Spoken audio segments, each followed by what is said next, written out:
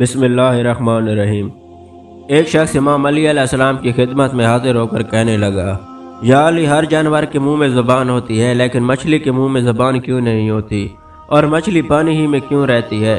تو امام علی علیہ السلام نے فرمایا، اے شخص، یاد رکھنا، اللہ نے مچھلی کے منہ میں زبان بھی دی تھی اور یہ طاقت بھی دی تھی کہ وہ خشکی پہ چل سکے، لیکن افسوس اس نے خود پہ ہی ظلم کیا۔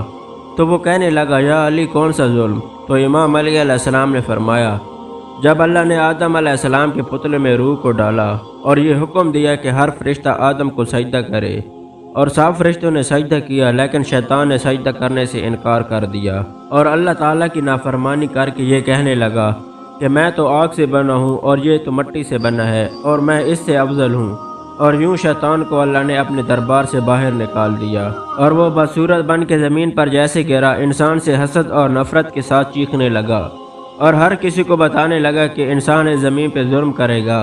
اے شخص، اس وقت مچھلیاں زمین پر چلا بھی کرتی تھی اور پانی میں بھی رہا کرتی تھی، اس کے منہ میں زبان بھی ہوا کرتی تھی۔ شیطان نے سب سے پہلے مچھلی کو بھڑکایا اور یہ کہا کہ انسان جب زمین پہ آئے گا اور وہ اپنا پیٹ بھرنے کے لیے تمہیں زندہ اپنے خنجر سے کاٹے گا۔ مچھلی نے جب یہ سنا تو وہ سمندر میں ہر ایک آبی مخلوقات کو انسان کے خلاف کرنے لگی، تو یوں اللہ نے مچھلی کے منہ سے زبان کو غائب کر کے اس کے منہ میں وبال پیدا کر دیا اور یہ حکم نافذ کیا کہ کوئی بھی انسان تمہیں زندہ نہیں کاٹے گا، بلکہ تمہاری حد قدرت نے پانی تک رکھ دی ہے۔ تم جب پانی سے جدا ہوگی تو خود ہی تڑپ کر مرنے لگو گی۔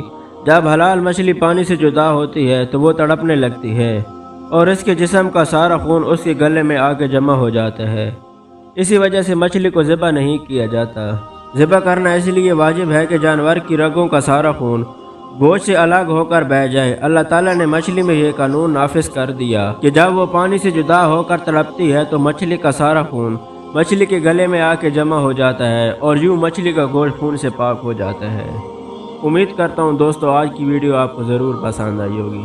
ویڈیو اچھی لگے تو ہمارے چینل ورلڈ وائز کو ضرور سبسکرائب کریں، اور اللہ تعالیٰ آپ سب کو دنیا اور آخرت کی تمام خوشیاں نصیب فرمائے۔ اللہ تعالیٰ آپ سب کا حامی و ناصر و نگہبان۔